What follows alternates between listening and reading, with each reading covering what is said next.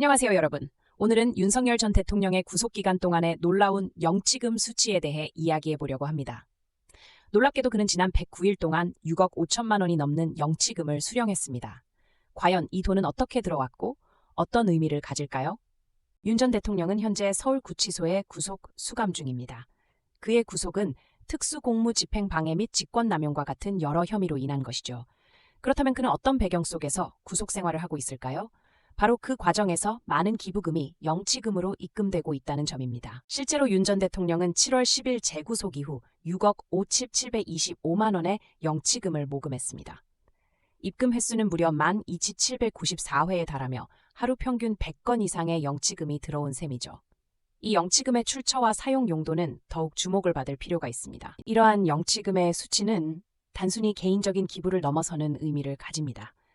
법적 제약이 적은 영치금이 사실상 정치자금 모금의 통로로 변질되었다는 지적이 있죠. 이로 인해 기부금과 영치금의 차별성을 다시 한번 생각해 볼 필요가 있습니다. 윤 전 대통령의 영치금은 대통령 연봉의 2.5배에 해당합니다. 올해 대통령 연봉이 약 2억 6,258만 원인 점을 고려하면 그의 영치금은 굉장히 큰 금액으로 국회의원 후원금보다도 많습니다. 이는 정치자금 모금의 투명성을 더욱 강조해야 하는 이유가 되고 있습니다. 이 사건에서 우리가 주목해야 할 것은 영치금 제도가 본래의 취지를 잃어가고 있다는 점입니다. 박은정 의원은 영치금 제도가 윤어게인 정치자금 모금 창구로 변질되었다고 지적하며 제도 개선이 필요하다고 강조했습니다. 여러분도 이 문제의 심각성을 느끼시나요? 그렇다면 우리는 어떻게 이 문제를 해결할 수 있을까요? 영치금의 한도 설정과 같은 제도 개선을 통해 공정하고 투명한 정치자금 모금을 이루는 것이 필요합니다. 모든 시민이 참여할 수 있는 민주적 시스템을 만들어 나가야 합니다. 여러분의 목소리가 중요합니다. 이 문제에 대한 의견을 나누고 더 나은 제도를 만들기 위한 실천에 참여해주세요. 함께 힘을 모은다면 변화를 이끌어낼 수 있습니다. 이제 다시 한번 윤석열 전 대통령의 영치금에 대한 논란이 왜 중요한지를 되짚어 봅시다. 단순히 개인의 문제가 아니라 전체적인 정치 환경에 큰 영향을 미치는 사안이라는 점입니다. 이번 사건을 통해 우리는 정치 자금의 투명성을 다시 한번 생각해 보아야 합니다. 기부금의 법적 제약과 영치금의 모금 방식이 서로 다른 점에 대해 사회적으로 논의가 필요합니다. 여러분, 구속된 윤석열 전 대통령의 상황은 우리 모두에게 중요한 교훈을 주고 있습니다. 경과를 지켜보며 어떤 결과가 나올지 촉각을 곤두세워야 합니다. 제도 개선이 시급하다는 목소리가 커지고 있는 지금 우리 사회에서 법과 원칙을 지키는 것이 얼마나 중요한지를 다시 한번 생각해 봐야 합니다. 지난 100여일 동안 윤 전 대통령이 모은 영치금의 성격과 그 의미를 깊이 있게 분석해 보자는 필요성도 생깁니다.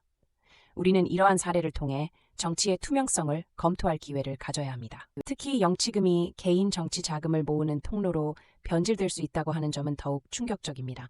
이런 일이 반복된다면 정치적 신뢰를 잃을 수 있습니다. 윤 전 대통령 부인인 김건희 여사에게도 영치금이 들어왔다는 사실도 주목할 만합니다. 그녀는 남부구치소에 수감된 후 이심 250만 원의 영치금을 수령했다고 합니다. 가족의 상황도 간과할 수 없습니다. 특히 김 여사의 영치금 중 상당 부분이 출금되었다는 사실은 더욱 우려되는 부분입니다.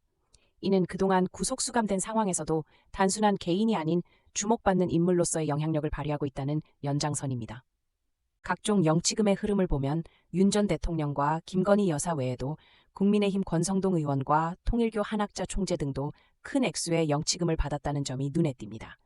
이는 더욱 복잡한 정치적 지형을 만들어내고 있습니다. 권성동 의원은 1,660만 원의 영치금을 받았으며 한학자 총재는 구속 직후 약 564만 원을 받았다고 합니다.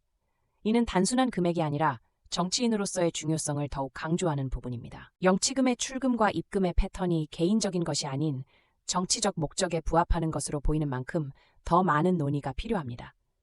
이는 단순히 개인의 재정 문제가 아닌 사회적 문제로 발전할 수 있습니다. 결국 구속된 정계 인사들이 영치금을 통해 어떤 방식으로 정치적 자금을 조달하고 있는지를 분석해야 할 시점에 다다랐습니다. 이러한 방식이 과연 바람직한 것인지 논란이 많습니다. 영치금 제도의 본래 취지가 사라져가고 있다는 점도 문제입니다. 수용자의 편의를 위해 도입되었지만 이제는 정치자금 모금의 수단으로 활용되고 있으니 사회적 반향이 클 수밖에 없습니다. 또한 영치금이 과세 사각지대에 놓여 있다는 점도 큰 문제입니다. 국세청이 영치금의 자료를 수집하는 데 어려움이 있으니 이런 부분이 지속적으로 문제를 일으킬 수 있습니다. 박 의원은 이러한 문제를 해결하기 위해 영치금의 한도를 설정해야 한다고 주장하고 있습니다. 이를 통해 최소한의 투명성을 확보할 수 있을 것이라는 의견입니다. 영치금 제도가 변질되었다는 사실을 인지한다면 우리는 전문가들과 함께 제도 개선을 위한 노력을 해야 합니다. 시민의 힘이 더해진다면 변화는 가능합니다. 결국 이러한 이슈는 단순한 정치적 사건이 아니라 우리 사회의 미래와 연결되어 있습니다. 공정한 정치 환경을 위해서는 지금 우리가 행동해야 할 때입니다. 여러분은 이 사건에 대해 어떻게 생각하시나요? 우리가 나아가야 할 방향성을 함께 고민해보는 것이 중요한 시점입니다. 여러분의 의견을 나누어 주세요.